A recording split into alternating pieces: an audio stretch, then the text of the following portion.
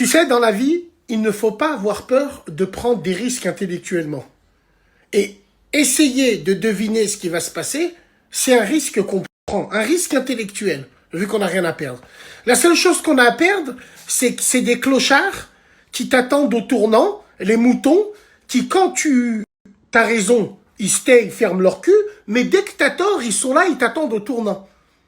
Moi, j'ai l'impression que quand je me trompe, c'est là où je vois le vrai nombre de followers que j'ai. Wouh! Syndrome de Stockholm. Je le déteste, mais je regarde tout ce qu'il fait tous les jours. Bref, faut pas avoir peur de prendre des risques intellectuels. Alors ça, on vous en a parlé. Ça fait des mois, on a la radio, on a les noms de ceux qui font les coins. On en a parlé depuis des mois.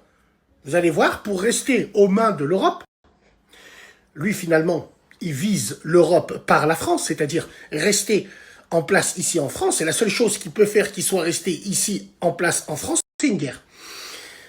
En vrai, c'est l'Europe qui veut prendre lui. Tout simplement. Et avec ça, la France, le pays, va vaciller. Il faudra mettre l'armée dans les rues. Parce que la menace russe, la menace des agents secrets méchants russes, la menace ainsi de suite. Et le peuple réclamera, mais pendant que vous êtes là, l'armée, mais rentrez dans les quartiers. On n'en peut plus. Et puis après, il y aura plein de choses qui vont se passer. Pareil pour l'argent liquide. TF1, journal de 13 heures. Gisèle, vieille mamie, est allée retirer ses 20 € quotidiens et elle s'est fait molester par des QTF au distributeur pour 20 €. Enlever l'argent liquide, on veut plus d'argent liquide, c'est trop dur, c'est trop chaud. C'est ce qui s'appelle prendre des risques intellectuels, entre guillemets, toute proportion gardée, bien sûr. Parce qu'il y en a qui ont pris des vrais risques intellectuels. Il y en a un, il a dit que la Terre, elle était ronde, on lui a coupé la tête, on l'a traité en hérétique. D'autres, il a inventé un vaccin, on s'est moqué de lui. Voilà, tout simplement. Ça me fait penser réellement à ce qu'on disait. Ça me fait penser à ces pyramides. Au début, quand tu parles de choses, je prends les exemples des Hijbe, au début, quand tu parles de choses, les gens se moquent de toi. Les gens se moquent de toi. Comment on appelle ce syndrome? Vous allez me dire en commentaire. Les gens, ils se moquent de toi. Ensuite, ils essayent de diviser les pour et les contre. Et ensuite, les gens te disent, mais en vrai, c'était une vraie évidence. Voilà, tout simplement. Restez branchés, la radio reprend bientôt. Et ça, là, pourquoi j'ai l'impression qu'on nous appelle plus à boycotter qu'à faire attention à notre comportement? Parce qu'ils en ont rien à foutre. Mais putain, mais vous comprenez pas? Énormément de boycotteurs ne font même pas la salade. Après, pour boycott, il ne faut pas forcément être musulman. Le boycottage est une idéologie. Chacun fait comme il veut. Chacun, celui qui veut boycotter, il boycotte. On a aucun problème avec ça. Le seul problème qu'on a, c'est quand des gens, ils te font des réflexions. Parce que justement, comme je vous ai dit hier, ils pensent avoir le monopole du cœur. Ils ont le monopole de mon paf et en brochette. Tout simplement. On sait que c'est des hypocrites. On le sait tous. Tu me dis, les mosquées, elles sont vides lors du Fajr. Mais tu rigoles ou quoi? Mais qu'est-ce que tu me racontes? Qu'est-ce que tu me parles du Fajr? Viens juste le jour du Eid à la salade d'or. Juste le Eid d'or. Tu verras que sur la tête de ma mère, les 3/4, ils sont pas là. C'est tout simplement. Mais ça, faut pas leur dire. Tiens, ces musulmans chamallows des réseaux, ça, faut pas leur dire ça. Tiens, les musulmans chamallows susceptibles. Imagine-toi, nous les musulmans, la vertu qu'on avait, c'est qu'on n'était pas susceptibles. Machallah, regardez le... Je suis pas un exemple, mais regardez comment le prophète, tu vois, j'ai du mal à le dire. Comment le comportement du prophète, il faisait sa salade. Les gens, ils lui crachaient dessus. Il faisait sa salade. Il continuait à la faire, il lui jetait des pierres. Et il n'était pas susceptible. Et les musulmans d'aujourd'hui, des réseaux, c'est des chamallows susceptibles. La tête de ma mère, c'est Muslim friendly. Est-ce que tu vois ce que je veux dire? Muslim friendly, c'est ça le truc, les gars. C'est tout simplement. Tu sais, le boycott, il me fait un peu penser... Un exemple. Mon frère, je fais pas la salade, mais je boycotte. Ah ouais, Inch'Allah khir, Inch'Allah que ça viendra. Inch'Allah. Mon frère, je fais la salade, mais je boycotte pas. Mais t'es un malade, t'es un harami, t'es un adouallah, t'es un sioniste. C'est pareil pour le halal. Mon frère, je vends de la drogue, mais je mange du halal. Mon frère, je mange pas de halal, mais je vends pas de drogue. Mais t'es un malade mental. Mais t'es fou.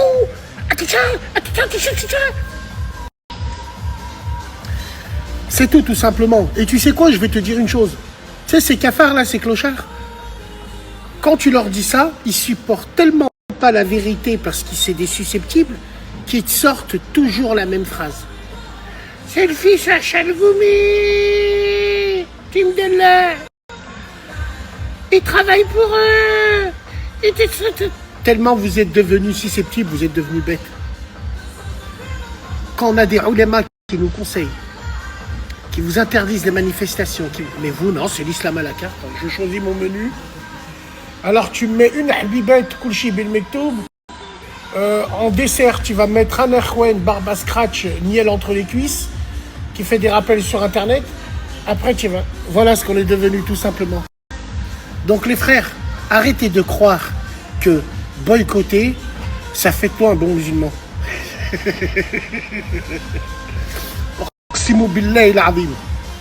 J'ai compris votre vice le jour où, quand j'ai posé la question à un mec, je lui ai dit, oh, mais t'es là, tu critiques, tu me dis je suis un sioniste et tout, mais regarde le téléphone que t'as. Et alors, et je l'ai acheté avant le 7 octobre. Bon, quand il m'a dit ça, j'ai tout compris, allez.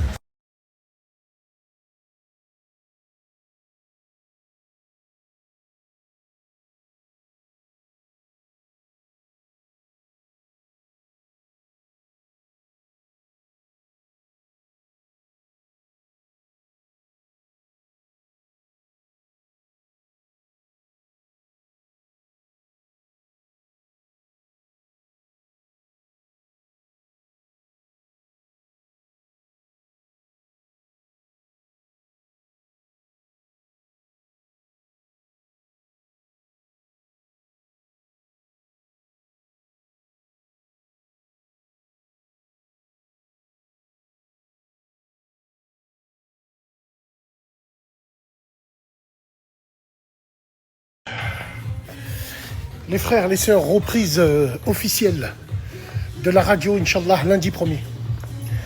Lundi 1er septembre, mesdames et messieurs, reprise de la radio à 23h. Inch'Allah, on fera le bilan de tout ce qui s'est passé cet été. De toute façon, j'aurai l'occasion de vous le redire. Mais rendez-vous, 1er septembre, 23h. Donc on parle d'un truc là. Wallahi l'azim. J'étais dans un live. Ouais, j'étais dans un live. Pourquoi je me suis arrêté dans ce live? J'ai vu un mec. Tu sais, moi, des fois, quand je vais dans les lives, c'est pour me la racler. Je vais dans les lives, je fais monter les lives, on s'embrouille, on insulte. C'est le fond du bus, il n'y a rien de méchant. Je m'arrête dans ce live, tu sais pourquoi? Je suis tombé sur un Harry Barba Scratch des réseaux. Vous les connaissez, ceux-là? Mais si, vous les connaissez. Tu sais, des Harry... ouais, quand ils sont en live avec des crasses. Wallah al-Adim, il était en train d'apprendre la religion à des gens grâce à ChatGPT. Le mec, il avait aucune connaissance dans le dîme. C'est son pote qui l'a grillé en live. Il l'a grillé en direct, il a filmé, il a dit, regardez. En fait, il avait un écran juste derrière son écran et quand il parlait, il était tout de suite connecté à ChatGPT. Et c'est ChatGPT qui lui donnait les réponses. Par exemple, quand les gens lui disaient, ouais, mais toi, tu penses quoi de ça? En fait, il lisait ce que ChatGPT disait. Mais en fait, je me suis posé une question dans ce monde d'enfoirés. Des imams électroniques, des rabbins électroniques, des curés électroniques. Oh, vous êtes au courant que c'est ça la bête de l'événement? Vous êtes au courant? Bah, la bête de l'événement, c'est nous qui la nourrissons tous les jours. Comment tu crois que ChatGPT, c'est une bête qu'on nourrit tous les jours? Un jour, je lui demande de me faire un gâteau qui n'a jamais été fait. La tête Il m'a fait un gâteau qui n'a jamais été fait. ChatGPT. Les gens, ils pensent que ChatGPT, ça les aide. Mais en fait, c'est la bête. C'est ce qui va nous perdre. Skynet dans Terminator, c'est cette merde. Le mec, maintenant, la religion, il convertit les gens, il parle de Dean à James Dean avec ChatGPT. Non, pas possible. Dégel, c'est ça. C'est ça, Dégel. C'est ChatGPT. Et tu sais ce qui est pervers et schizophrène? C'est que ce qui va nous détruire, nous le nourrissons tous les jours. Extraordinaire. En fait, mon Snap, c'est un dîner de con. Je crois que je l'ai trouvé. C'est un dîner de con, mon Snap. Alors lui, on l'attendait au tournant, lui. Oui, ChatGPT, c'est pas Dégel, c'est pas... Mais ça, on le sait. On le sait. Dégel, c'est tout un système qui va avec. On sait que c'est l'homme, l'être humain en lui-même. Mais le système Dégel, la 5G, ceux qui voient les morts, même s'ils sont morts, ils mettent un casque. La vie éternelle. Hein? Quand on voit une femme en Corée, elle a même l'odeur encore de sa fille qui est morte. Elle met son masque toute la journée, elle veut pas le retirer. Elle se promène avec elle et tout. C'est ça, Dégel. C'est tout un système qui va avec. Bordel de Bordeaux.